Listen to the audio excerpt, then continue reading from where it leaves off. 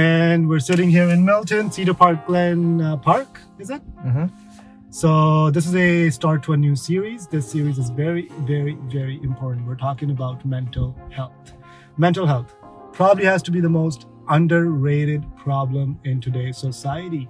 Why? Mostly because it's not something that we can see. Now, when I talk about a healthy person, when we're talking about somebody being healthy, we're thinking about the physical appearance. We're thinking about how this person looks. Wow, this man's healthy. He goes to the gym 10 times a day. This lady's healthy. She looks in absolute great shape, but nobody really gets to see what's in here. And that is why it gets overlooked the most. Not only in other people, but it gets overlooked so much that you might not even know if you're suffering from a mental health issue.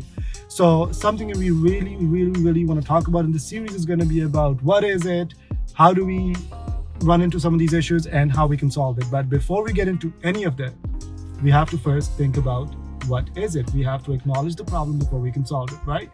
So the mental health issue that we're going to talk about briefly is going to be depression.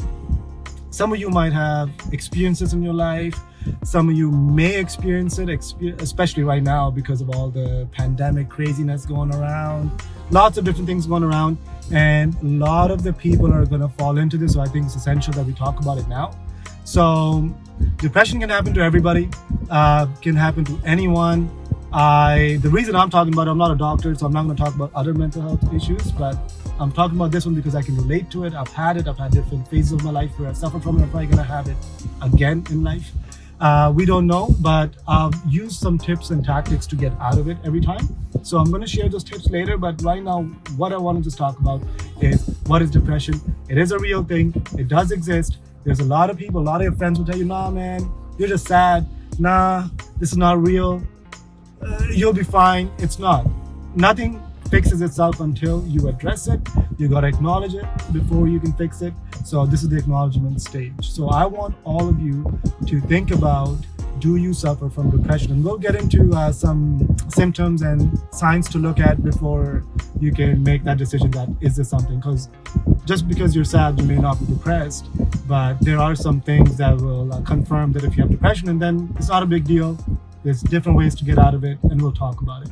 So the main problem that I have right now is the acknowledgement, where especially men, I don't know what it is, but they'll rather die than admit that they have depression, because you're an alpha male, right?